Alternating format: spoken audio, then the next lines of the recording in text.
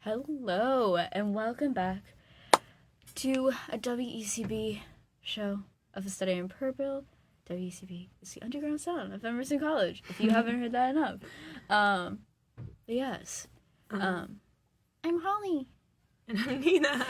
I don't think we introduced ourselves. We haven't in a while, and I've been realizing and forgetting every time to do so, but anyway. Well, if you don't know. I'm Hollie. And I'm Nina. Can you tell? No. Yeah. Oh my god, Nina, what are we doing today? So today we're talking about, so first I have a fun fact for you. Did you know that, the telephone isn't the only thing that was invented in Boston? Because before the 1960s, there wasn't a word for a serial killer, and actually, kind of because of this case, the term serial killer was invented in Boston. Wow. Yippee! I love living safe. Hashtag Boston Pride. I love going out at nighttime. Yeah. Yeah, so today we're talking about the Boston Strangler.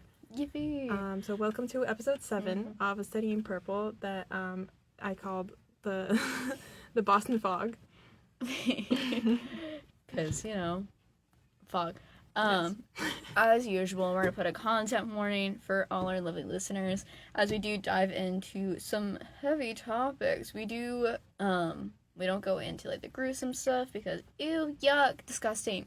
But this is, of course, still a crime show, and these episodes usually cover, violence, murder, abuse, mentions of blood, domestic abuse, and, other triggering topics. So, not everybody is this kind of person that, likes to hear all this. So, please turn your ears away. Please go away. Live, laugh, love somewhere else. Yes. Because we don't want you being sad listening to our stuff. Yeah. Listen at your own discretion. And if you don't want to listen, please don't. So please here's go your away. moment. Yeah, here's your moment to go away. And if you want to later find this episode on YouTube and listen to it at your own space, you can also do that because we have a YouTube. Wow. It's off our Insta. Yeah. Anyway, I feel like nobody wants to hear all our yappy boring, so let's get into the actual case itself. I hope everybody that was supposed to go away went away. Okay, bye. So, this happened before the notion of serial killer came to be, as I mentioned earlier. And this time, we are no longer in the London fog, or England fog. We are in the Boston fog. Wow. Nearly a century later, after Jack the Ripper, people thought that he may have returned. Because between the years of 1962 and 1964, a series of brutal murders took place in the Boston area. There were at least 13 women who were being assaulted and strangled in their homes. Yuck. Yeah, and it was a very strange crime because it was really hard to pinpoint who it was, even though Jack the Ripper took place in 1880, 84? And this is not even this is 80 years later, right? And people still had trouble finding out who it is, so it's crazy. Because we've really advanced in society. Yeah. And so the victims were mostly older women living alone, and they were found with something tied around their neck, and an elaborate knot. And it varied from case to case. I'm trying not to be gruesome, but kind of describe what it is, but not be gruesome. The crime spree spread fear throughout fear throughout the city, as law enforcement struggled to find leads, and the press sensationalized the killings. Basically, first people didn't know who it was, and then he became known as Boston Strangler, and then that's what we're talking about today. Same thing with Jack the Ripper.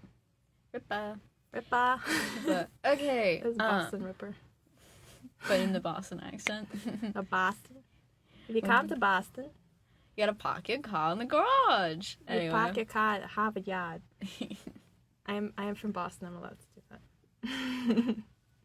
I'm just from Mass. Anyway, so getting into the crime itself, crimes, I would say. There's a lot of them. So between, of course, 1962 and 1964, 13 women were found dead and killed and strangled, if you couldn't tell by the Boston Strangler what he did, or they did, really.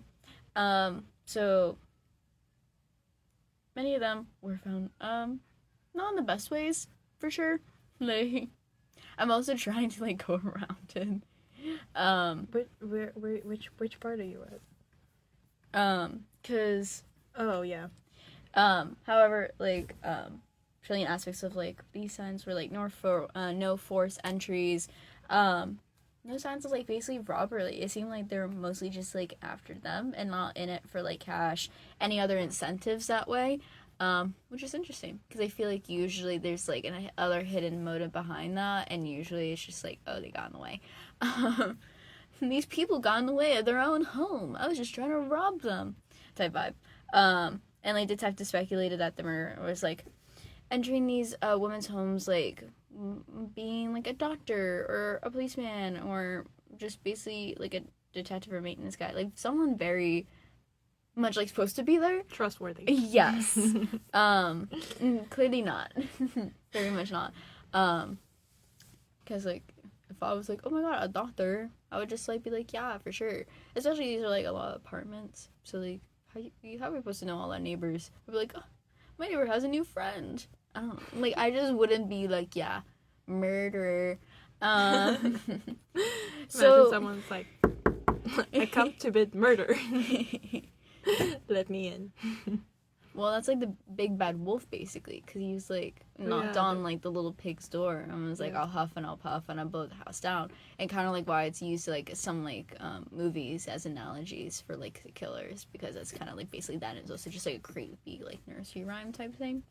Anyway, so they were of course 13 women that were murdered, but between these 2 years, which is a lot. I highlighted the important ones. Yes. Yeah. They're the most notable ones. Yes. Yes. So the first victim of Anna Sleazer was on June 14th of 1962. She was reported to like she was just running a little bath and like listening to some opera at the time of the killing. I feel like this is like very like horror movie-esque, you know, like when they like do like a killing and it's like has this like big like grand like opera in the background. I don't know. I feel like I've seen that before. I feel like based somewhat on that. I feel like that's a very comedy killing. Like if you watch, I don't know, like Only Murders in the Building, even it's kind of like that vibe. Like I haven't murder, seen but that. It's funny, haha, hee hee. I've been meaning to see that because Selena Gomez. You should. It's so good. No, it's really really good. You should see it. And then the other victim, Nina Nichols, but like no. Like it has your name, which was June 30th, 1962, just 16 days after Anna. There was another murder in between there, but that was just the other more like populated one. These are also like started with mostly older women. Mm-hmm. Yeah, they're all like 55, 85, 68, 65, like kind of crazy. There's a 75. That's crazy. Well, there's only the youngest ones are 5. 20, 2 23-year-olds. No, 3 23-year-olds and a 19-year-old. Everybody else is really old. Not really old, but like you know, those are like the women that like you might not care about missing type vibe. Girl. I'm okay, but like think about it. That like, oh, they might like already have grandchildren, right? Like, yeah, my husband already died. My significant other already died. And so they are just like having to live by themselves right now. And like, who's gonna be like, you know, Sydney? She just died in her apartment last night. Sydney. I like this woman's name. Her name's Ida Yerga. She was 75. She died 2 days before my birthday. Oh.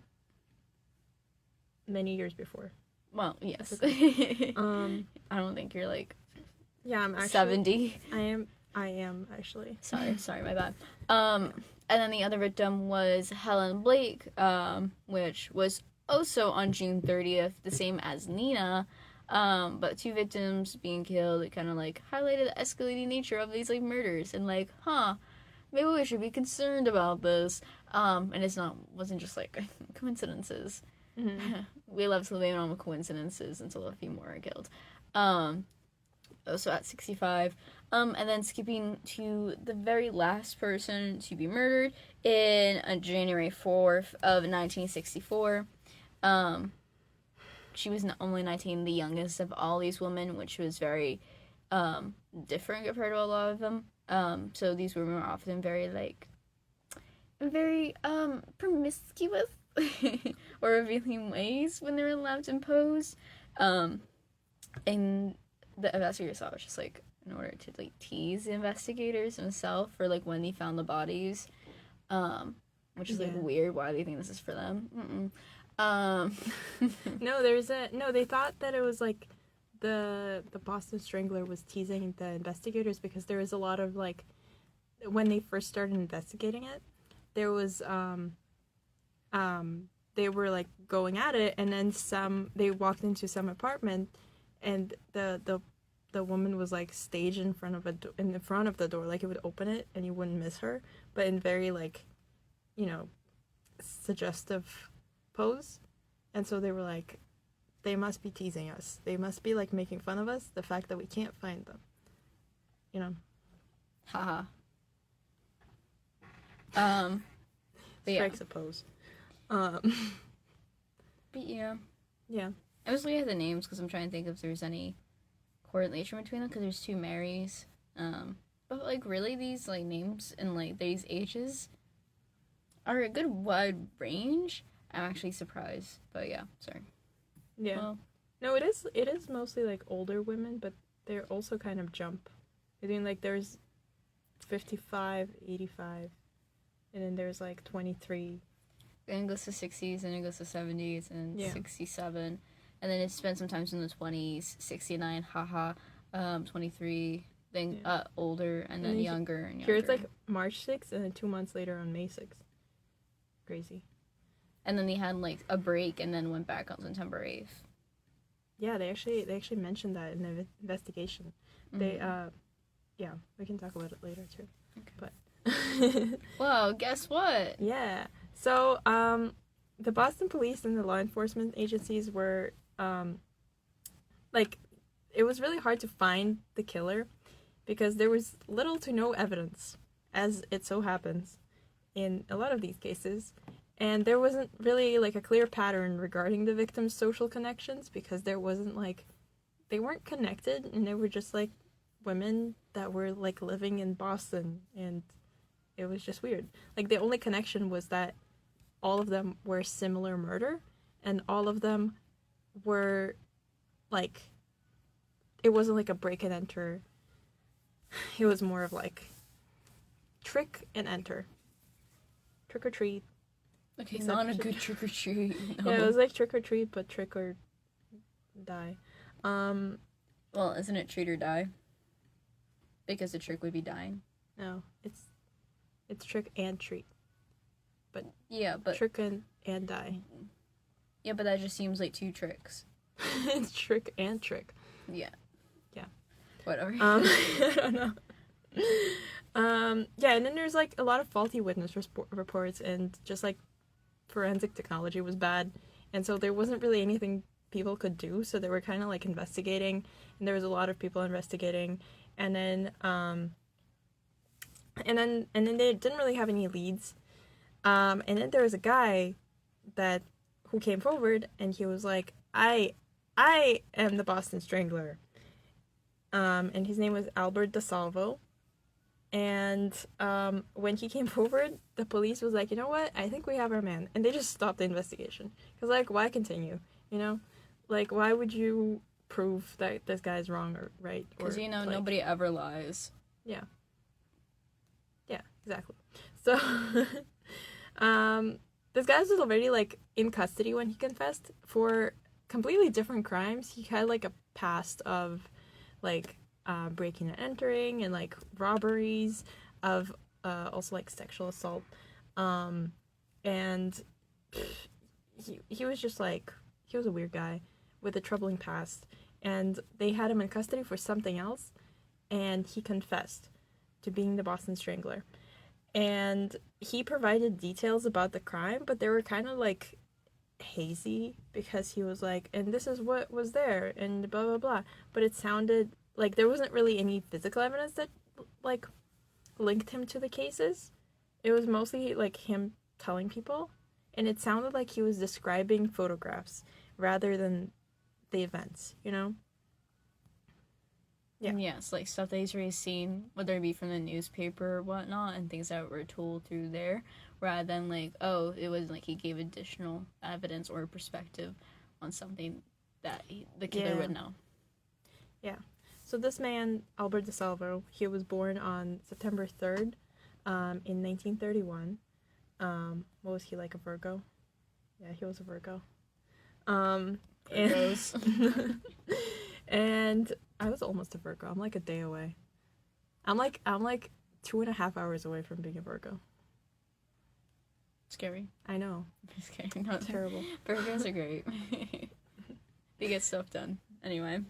They get stuff done. Outside of the killing aspect, they get stuff done. Well, anyway. You know. So, and he was like a really troubled individual because he had as I mentioned, a history of criminal behavior.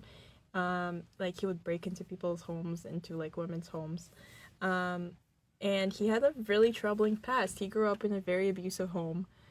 He grew up in Boston. It was a, say that's like it's abusive. Boston is so abusive. No.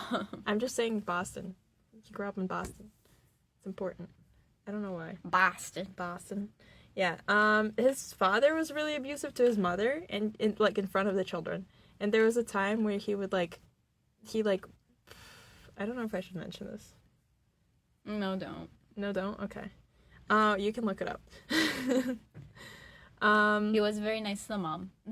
Yeah, Let's say that. Yeah, he was not a good. He basically made the kids watch the abuse, and so it was a very tough life. And at 17, Albert DeSalvo dropped out of school, and he joined the army. And by that point, he was already he's been to a couple of correctional facilities, and he, been in trouble with the law. But yeah, at 17, he dropped out of school. He joined the army. He was stationed in Germany. And that's where he met his wife. And they were apparently they were in love. But very, very soon, their relationship kind of showed strains and dysfunction, signs of dysfunction. Because he was reportedly, Albert was, Al, was reportedly a sex addict. Who,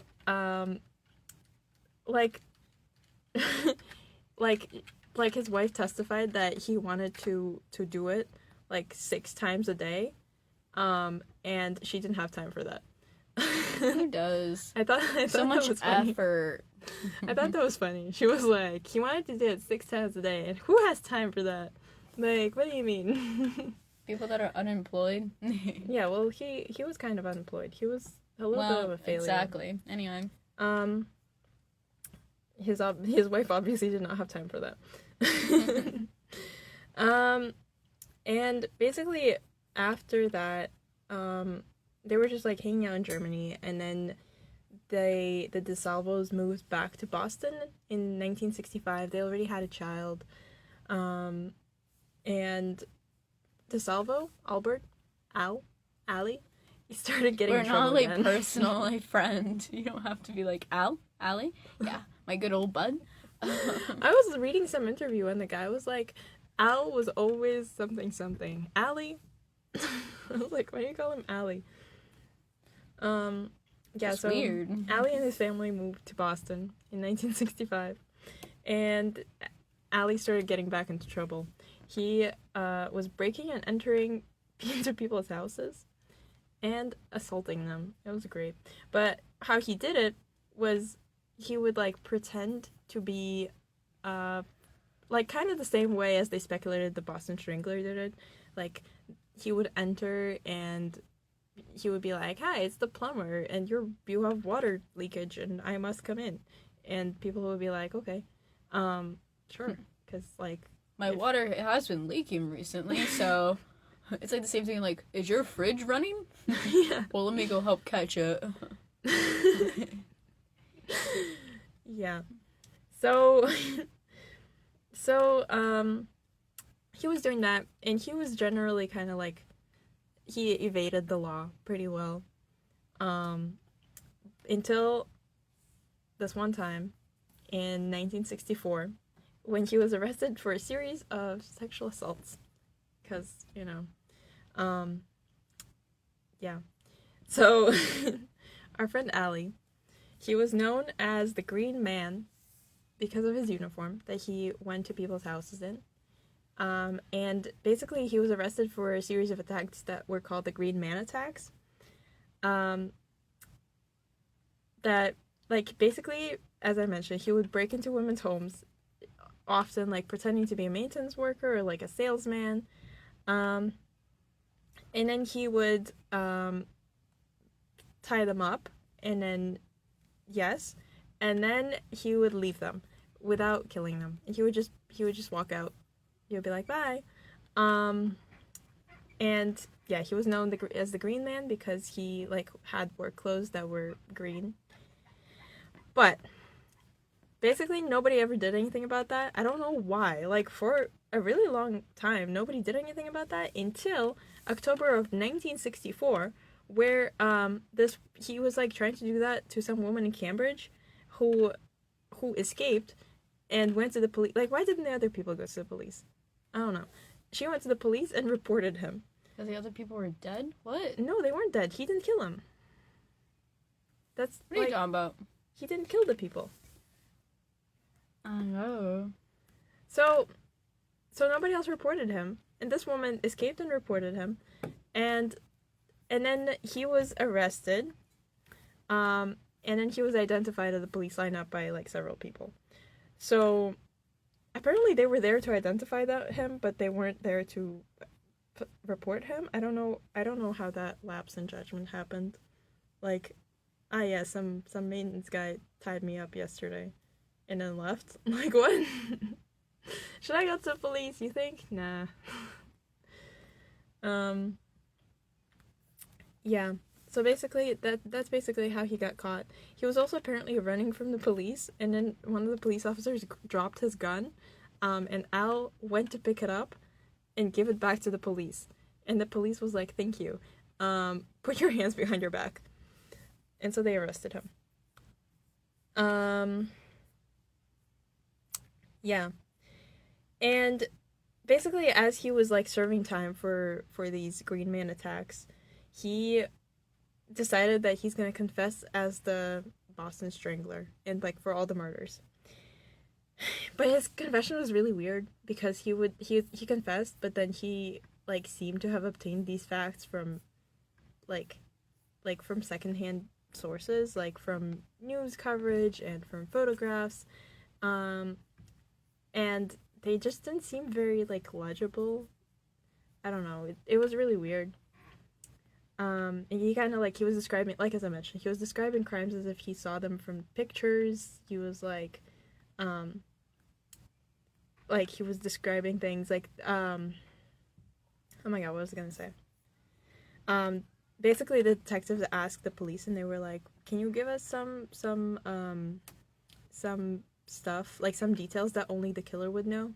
And they gave some questions to them, and DeSalvo answered like questions like, what was under this girl's chair when the murder was committed? And he would be like, this was under a chair. But it didn't seem like he knew it. It seemed like he somebody told him. It was weird.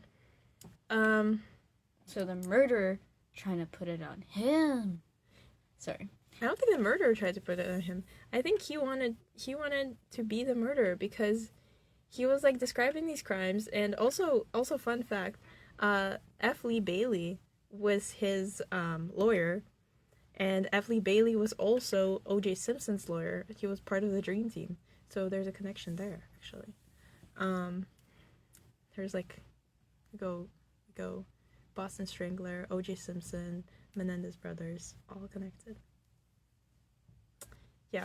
We planned this out, guys. So after he confessed, he started writing a book about how he is the Boston Strangler, because he confessed that he thought it would make him a lot of money, and he wanted to be the Boston Strangler, and he wanted money and he wanted fame because he was kind of a loser, like in life, just in general. He didn't get a high school degree, he didn't have a college degree, and he couldn't get a good job, so he was just like a loser. But then now he was known as the Boston Strangler, and he was writing a book, and he also started, which is like really gross and creepy, he started his own jewelry for women like line, which he was making chokers. Mm-hmm. Like he was making necklaces, calling them chokers, and tried to sell them because, you know, like Boston Strangler merch. Yeah. Like what? Okay. Get your Boston Strangler merch here. Get your chokers. That's just gross. Like I can see the business plan, but it was just like, what? Maybe not for the time. Maybe rethink your business. See, your demographic, no like. No like. Mm-hmm. Yeah. He was a weird man. What? No. No? I think he never was. Yeah. So yeah, that was Ali, the Salvo.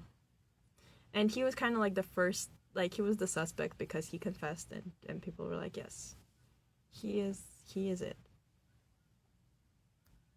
Oh yeah, because they were gonna try so hard to like figure it out. You know, the first guy that comes up, yep, him, great, lock it up, guys. I want donuts after. Anyway, so going into how the public kind of perceived this whole case and how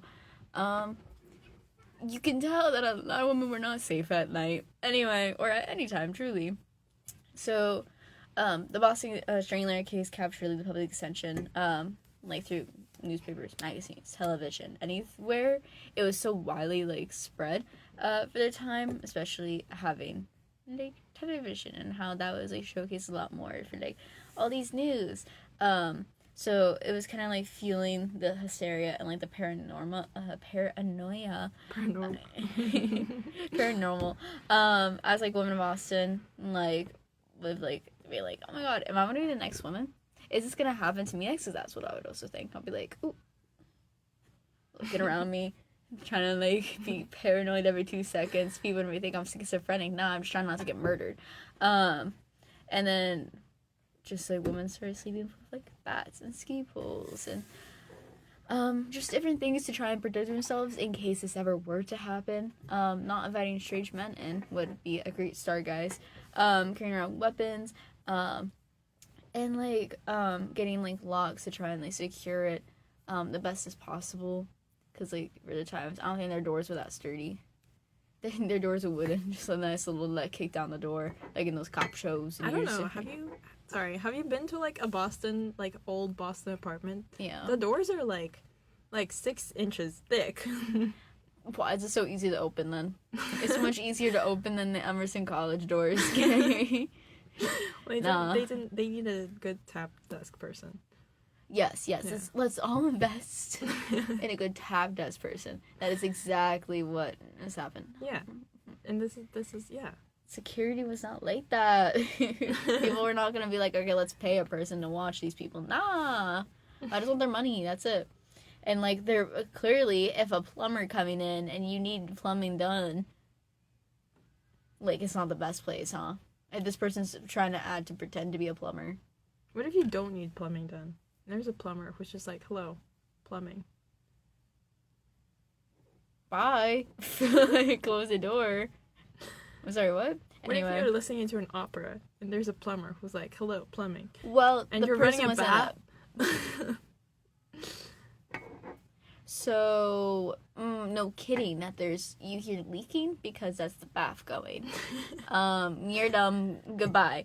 And then, there's also precautions that, like, prevent, like, further attacks. Just, like, training and just like knowing like maybe self-defense, guys. Self-defense, love. Everyone should learn self-defense. Everyone should be well equipped. Everyone should have pepper spray.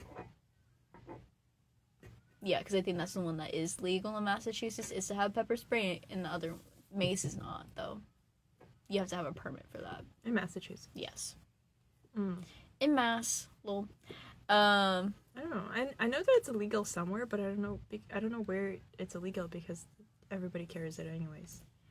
It's not like illegal here. You just have to have a permit. For the pepper spray. Sorry, I was like on a different wavelength. I had no idea. I just looked up Massachusetts laws because I also wanted to get some for myself. But I wasn't trying to go through the whole permit thing because I can literally just use like some perfume and it does like the same effect. Is there a permit you need for pepper spray? For mace, I believe so, yes. Oh. For pepper spray, though, I think that's fine. I'm Googling it. Do they have pepper spray? What was pepper spray invented? We're going on a side tangent. Side adventure. Hell yeah. I feel like I've had this conversation with people so many times. Pepper spray, Massachusetts. In Massachusetts, pepper spray is legal for self-defense, and individuals 18 and older can purchase it and carry it without a firearm identification card. Yes. Do we need like a firearm identification card to carry? That's crazy. To carry mace, yes. Oh. Not pepper. However, there are restrictions for those under 18 and those with certain criminal backgrounds may be prohibited from possessing it. So that's it. Albert DeSalvo couldn't get some. Also, wait, now we have to Google if it's when was pepper spray invented? There we go. In the 1980s. So close. Yeah. These people are just fucked. They could have used perfume. They had to. I feel like there was other options that they can use instead.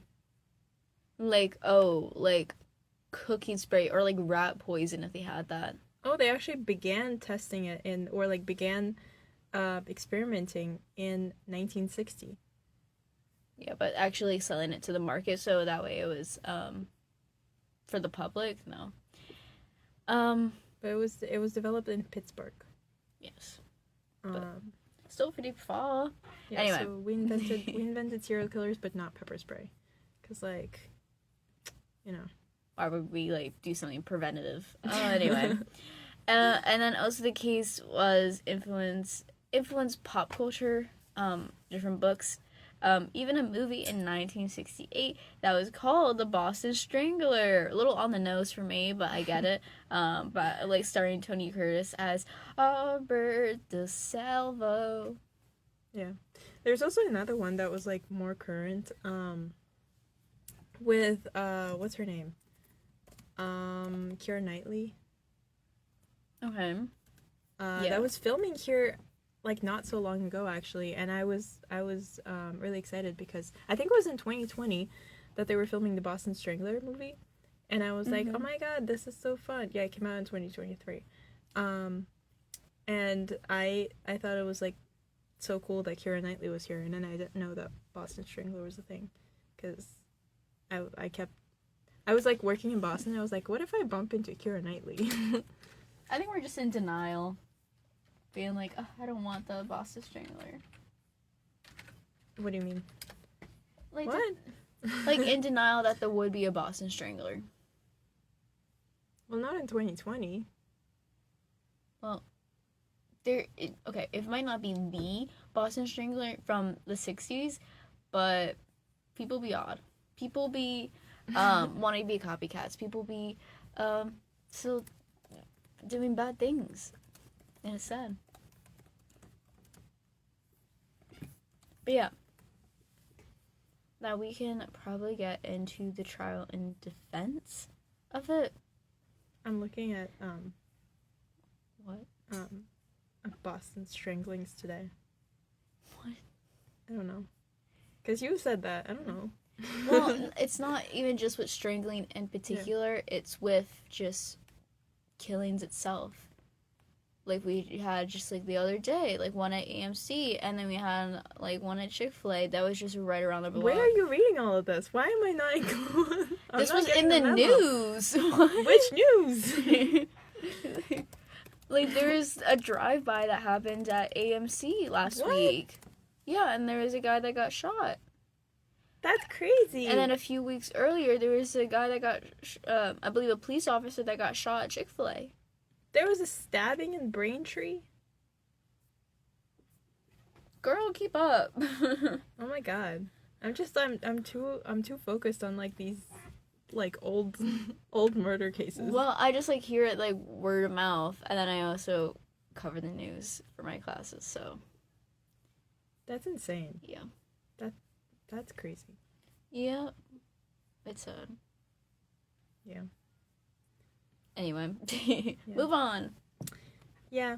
So so basically in spite of despite of his confession, Albert DeSalvo was never formally tried for the Boston Strangler murders because he had a plea deal that sentenced him to life in prison for, because he was sentenced to life in prison for, his other side quest adventures.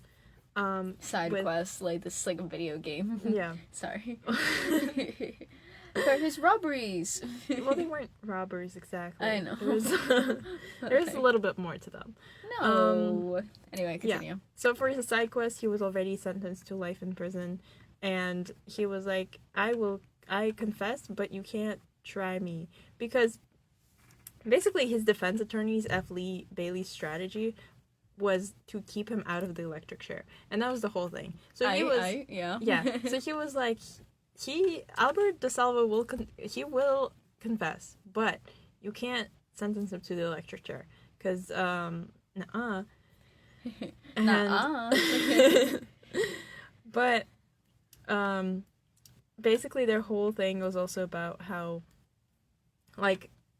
Albert DeSalvo's confession was unreliable, and it was mostly motivated by the desire to be famous, and, there's a potential book deal that was happening, and, the fame of being the Boston Strangler, and all of that. I don't know why you would want that.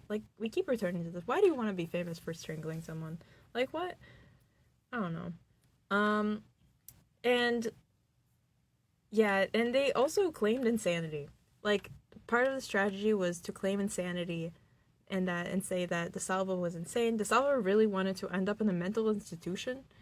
I don't know why. All these people. Why do you... Why... I guess if you already want to be famous for strangling someone, that makes sense for also wanting to end up in a mental institution. But it's just why? Where does that make any sense? I don't know. So yeah. So ultimately, DeSalvo lost the case because, wowzers. Wowzers. Yeah, who would have thought? But the jury consisted mostly of men, or only of men actually, and they all had mothers and sisters and daughters and wives, and they really didn't trust DeSalvo on the streets. They were like, whether he's the person or not. Yeah, we don't want to take that chance. I mean, valid. So I feel like it's good. I feel like they made the right choice. Yeah. Yippee. So he also wanted to be insane, but he was proclaimed to be a criminal, but not insane. Which was really upsetting for him. DeSalvo was actually really upset that he wasn't committed to a mental institution, and then he ended up protesting in prison to be transferred to a mental institution. And, I don't know. This man was just weird. Also, when he was arrested for his serial side quest adventure, his wife left him, and took the kids. And, yeah, so it was kind of a sad ending, I guess. Well, good for her, but, for him it's kind of sad. And, yeah, basically I don't know how to transition well, but, in 1973, at the age of 42, DeSalvo was stabbed to death in prison under very, mysterious circumstances because, a month before it happened, he was telling everyone that he's going to die and that somebody's going to kill him. So he requested to sleep in the infirmary wing, and he was like, somebody is going to kill me. And he said that he feared for his life, like, quotes. And it was weird because the infirmary was protected by several layers of security, so there was, like, several steps that you had to do before you could enter it or exit. But DeSalvo was stabbed in the middle of the night and in his bed through the heart several times, and then no one saw anything, no one heard anything, no one stopped anything, and his killer was never caught. And so somebody just passed through all the levels of security and just like, what? I don't even know if it's that. It can literally be just like someone else in there, like another prisoner. But the thing is that to go into the infirmary, you had to go through several layers of security, so the guards would have to be in on it. Or you fake an injury to get in there. To be like, oh, my stomach really hurts, guards. Can I please go to the infirmary? That's true, but the person left. Like, wouldn't they be all bloody and stuff? I don't know. And wouldn't they be suspected if they were also in there? Little cleanup. I don't know. So this is a little bit ironic, but his murder remains unsolved. Plot twist. The murder of all these women remains unsolved? That's crazy. Well, it's actually, like, there was no evidence to link him to the crime scenes. First of all, because there wasn't any forensic evidence. And second of all, because he gave very shaky testimonies, and people were like, it's probably not you. No offense, but you are just some guy who wants to write a book. Yeah, so there's definitely a chance that the Boston Strangler was just never found. Yeah. So. He's still among us. No, he's dead. You think? Well, I hope so. 62 Anyway. wasn't that long ago. Yeah, but, like, Alberto was born in the 30s, so if the Boston Strangler is around that same age, Alberto. Oh, Albert. I thought he was fancier. Anyway. Well, if it's 73, he was 42. Yeah. That means in the 60s, he was, like, in his 30s. So... But imagine 50 years later, from being 40, he would be in his 90s. The likelihood of being alive? Maybe he's still somewhere out there. He's just, like, sitting in the chair, telling his grandkids. About being a Boston Strangler? No, about the mystery. And then in what? his will, it's gonna be like, actually, I was the Boston Strangler. Dun, dun, dun. Yeah. And then all their kids are like, fuck. Yeah. But basically, in 2013, DNA testing linked him to the crime scene of the last victim, Mary Sullivan, who was the 19-year-old girl killed on... When was she killed? January 4th, 1964. Yes. And there was, like, his DNA in a crime scene, apparently, that was preserved by her family because they really wanted to find the killer. Mm-hmm. But it wasn't, like, there wasn't evidence that he was the killer. There was just evidence that he was at some point there. At least that's what I read. Yeah. So it was like, he could have still not been the killer. He could have just, like, broken and entered, and then he left. He just, like, followed the actual Boston Strangler. Yeah. It was just, like, a little groupie. Yeah, there's a lot of theories that are like, oh, he was in cahoots with the actual Boston Strangler. There's another suspect. His name is George Nassar, who was also inmates at the same time, and he heard DeSalvo's confession, and he helped him write a book and stuff, and people thought that he might have been the Boston Strangler, but he was like, no, I wasn't.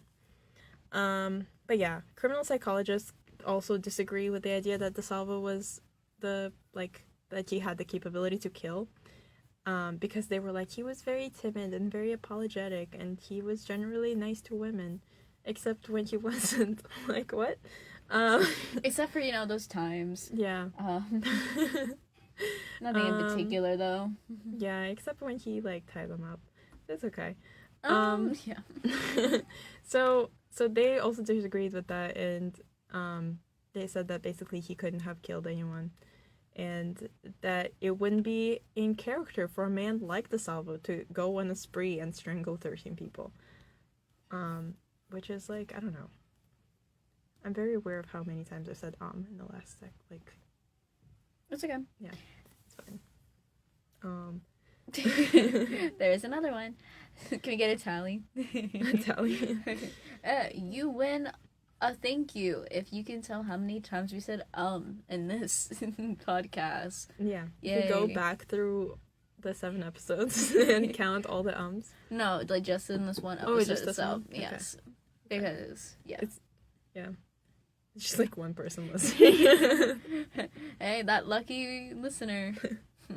Anyway, so why are we still talking about this? Why is this even relevant for today? We're in Boston, duh. Whoa. Yeah, we are in Boston. Lol. And then also before the 1960s, I feel like we already like kind of like touched on this. Like serial killer wasn't like a defined thing. Yeah. It wasn't something used a lot. Of course, now it's used to describe a lot of older cases that are serial killer-esque. Yeah. But was just like mass murders before. Which Yeah. like I get, but I feel like it's not the same capacity as like when they do it like in war and everything. Yeah. It's not the same amount of like casualties because I feel like usually serial killers are a little bit more careful or more thought out. Yeah, like what is the difference between serial killer and mass murder? I feel like, yeah. I think it's more thought out because, like, why are you dressing up in elaborate costumes over here? Be like, I'm your plumber. Like, it's like a whole play. Ooh, wait. Okay, so performance studies, but about how serial killers put on a performance, you know? Well, the performative aspects of being a serial killer. I think that's just being a person. I feel like there's not... You just called all the people serial killers? No, I'm saying that everyone is putting on a show when they kind of go out the doors. No, definitely. Because it's depending who you talk to. You want someone to perceive you a certain way, and then you act kind of like sometimes differently based on what they want you to be. And it's, I don't know, maybe it's just coming from me being a people pleaser, but I don't want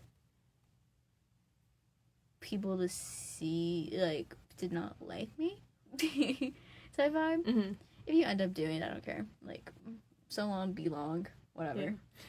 No, I feel like it's definitely a thing. I'm writing a paper, like, my thesis is about that, kind of. But it's about, like, the defendant's identity in court, and I'm touching upon the aspect of how do you perform in different, like, because identity is performative, and you perform your identity in different settings differently. Like, for example, right now we're performing the identity of, like, a podcast people, like podcast hosts, and then when we're gonna go to class tomorrow, we're gonna perform as students.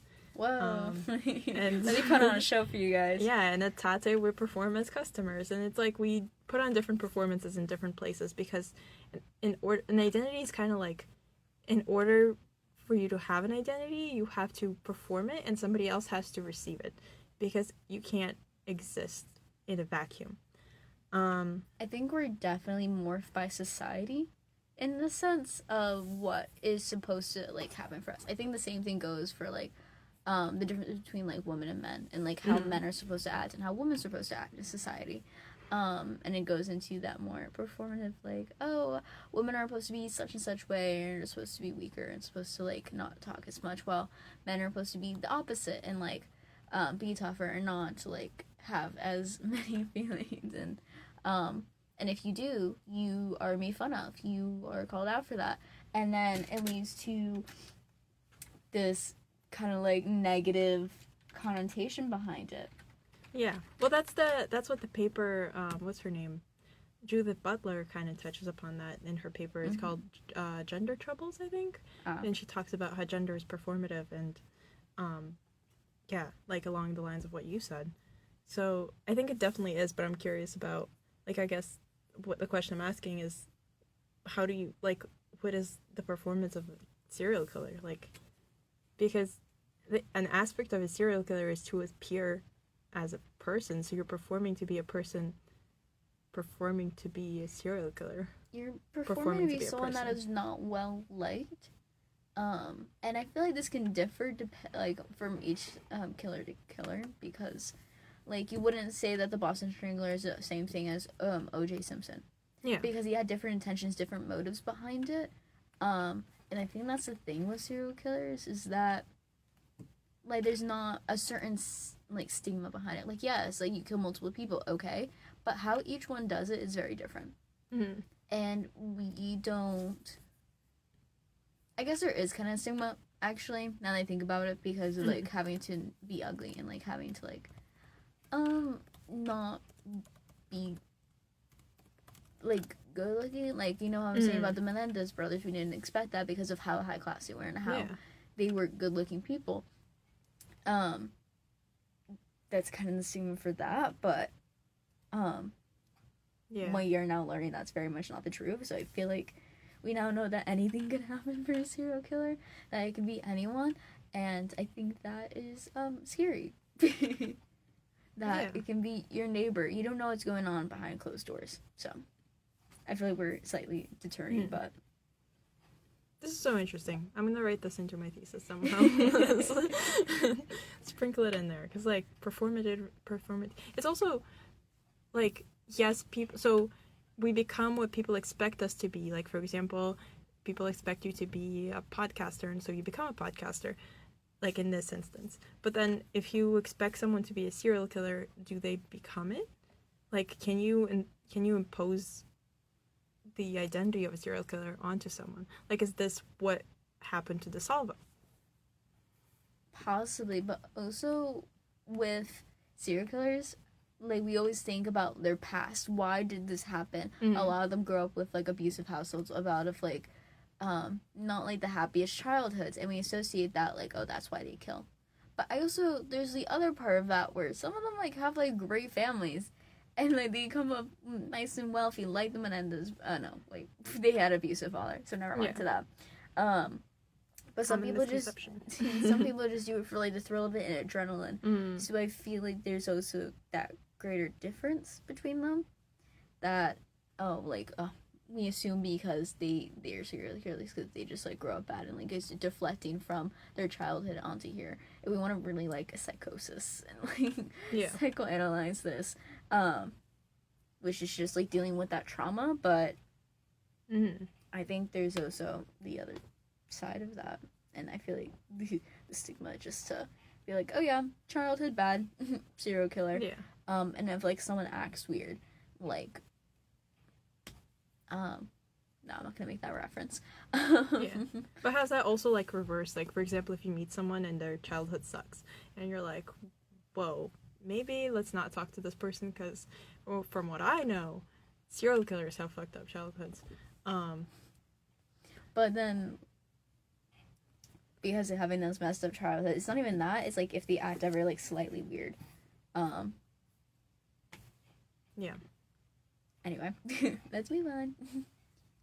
We don't have much time left. Yeah, we have a couple of minutes, but basically, this case kind of gave a huge boost to the way we look at crimes and serial killers, and the way there's like, since then there have been developments in like psychologists who psychoanalyze the backgrounds of serial killers, as we just mentioned. Like, this is why. This actually influenced the Jeffrey Dahmer case and like the Ted Bundy case, and like profiling murderers, and this is just kind of like it advanced a lot of technology and how we view crimes, and it was, pretty fascinating case, and that's why we talk about it. This is why we like crime and everything, because we like trying to figure out stuff that we can't understand. People like having an answer for everything. And I feel like that's kind of what serial killers are. They're very, like, people can't wrap their minds around it if that's not, like, their intention is to kill. Like, they don't know. If they don't know, like, the brain of, like, a serial killer, then it's like, oh, like, I have to try and figure this out. Like, why did this person decide to do that to these people? And as humans, we like to try and figure things out. And be like, find we like enigmas. Well... It's a good movie, actually. Movie plug. Yeah, but it is time for us. Thank you so much for joining us in the Boston fog this evening. Yeah, it's been very foggy, so kind of like the mood has been set for us. I hope you get back to your dorm safely, and don't let any weird plumbers in or doctors. Yeah, if somebody knocks and they're like, "RA," don't let them in because they're just pretending. I'm joking. Respect your RAs. Yeah, but follow us on Instagram, subscribe to us on YouTube, and tune in next week for a new episode of A Study in Purple. Have a good night. Thanks, guys.